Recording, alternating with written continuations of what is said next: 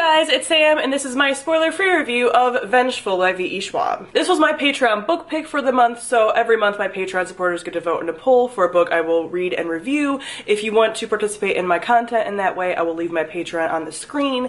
There actually had to be a Twitter tiebreaker for this, because there was a tie between this and another book, and so I had to ask Twitter what they wanted, and I kind of thought that this is what would win. So Vengeful is the second book in the Villains duology, which apparently might now be a trilogy, but I'll talk about that later. And this follows Vicious. I have done a review for Vicious, so I'll link that on the screen. Definitely watch that if you haven't read Vicious. Don't watch this because there might be spoilers for Vicious, and this potentially, I don't know. I don't make any promises. Is it spoiler free for this one? So Vengeful picks up shortly after the events of Vicious. This is again like Vicious was, where there are flashbacks kind of to earlier points, and then there's like present day, so you get all of what happened between now and the end of Vicious within this book. So we do follow our characters we were following in Vicious, like Sydney and Victor and Mitch and Eli and such, but there's also some introductions of some new characters, mostly new EOs. So we end up following our original characters along with these new characters, and this whole thing starts out with us discovering, and Victor discovering, that Victor, although he's back, is not quite the same, and that was hinted at in Vicious as well. So most people kind of assumed that that's what this was going to be about when this was announced. So everything kind of goes from there. So before I get started, I love Vicious, as many people do. I also have not been quiet about the fact that I really struggle with V.E. Schwab or Victoria Schwab's stuff.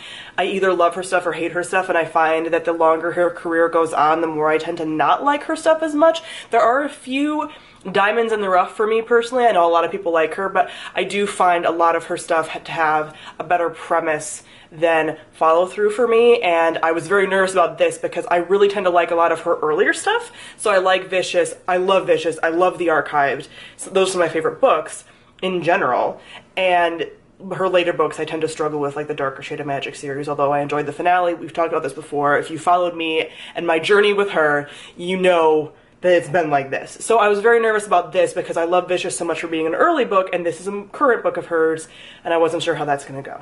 So let's get into it and see how it went, shall we? So first off, I'm gonna talk about the world building.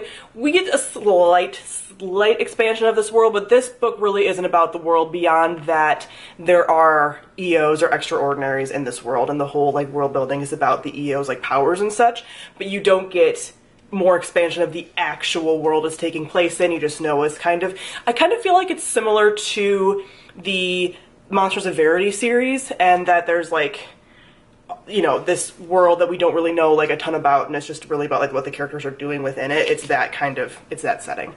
So it's not about the world building with this. It's really a character driven story, character and plot, and the world is never really like this major factor in it, for me at least. I mean, it's not something I noticed much beyond, again, the powers. So next I'm going to talk about our characters, because that is the like pivotal point of this series and this story. So it was great fun to be back with some of the characters that we knew before. I love Victor Vale. Most people love Victor Vale. This is not a big surprise. I love that dumb sociopath so much. And there's a lot of themes of like found family in here that I just really enjoy, and I liked seeing all of that. I will say that since there are so many additional characters in here, that I found our main crew getting lost a bit, and that was upsetting because it's just like I am continuing the series to see these characters, and I'm not loving the characters that you're introducing as much. I still found them interesting, but I will talk about this more in my discussion of this book. There were some things about the building of those characters that I felt was a little bit more forced than the original characters, that I felt like I knew what path they were going on, and I feel like, and was basically proven right, that they're in large part just tokens and pawns to be used to get some of the other characters where they need to go, and so they're more plot devices than characters that are fully fleshed out, in my opinion.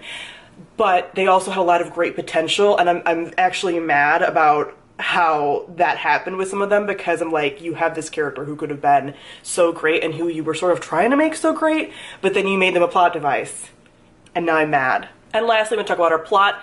Again, these books are like just very fast paced. The chapters are very short. You have these kind of like flashbacks that I think work well within this, but I did find the plot of this to be a lot more meandering. I found Vicious to be very focused. It had a very focused story. I was gripped the entire time. You have a lot of different POVs in this beyond just like the main people, which I found to be a little like, why? So this felt, like I said, much more meandering. I also felt like it was doing a lot to just get to a certain point in the story, where Vicious, every single move was important. And with this, I felt like it wasn't. We were just kind of like wasting time in order to get to the spot where these certain characters can like be thrown together and all of that stuff. So there was still the build-up, and it was still fun to read, and I still enjoy this series, but it just was not as focused for me as Vicious, and it's one of the things that I loved about Vicious along with the characters. So with all that being said, I gave this 3 to 3.5 stars. I found this to be not as strong as Vicious. I found this to feel kind of like a second book, which is why I'm thinking that she's gonna make it a third book. I don't know if she's announced that completely. I mean, it can be assumed that that's gonna happen. I mean, I just kind of feel like that's what she's gonna do.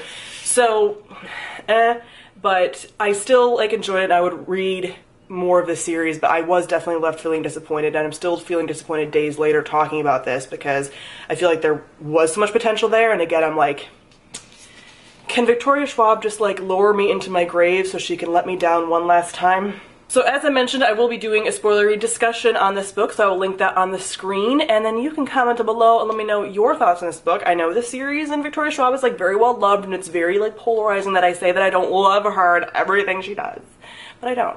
So comment down below and let me know your thoughts. So thank you all for watching, and I'll see all of you guys soon. Bye.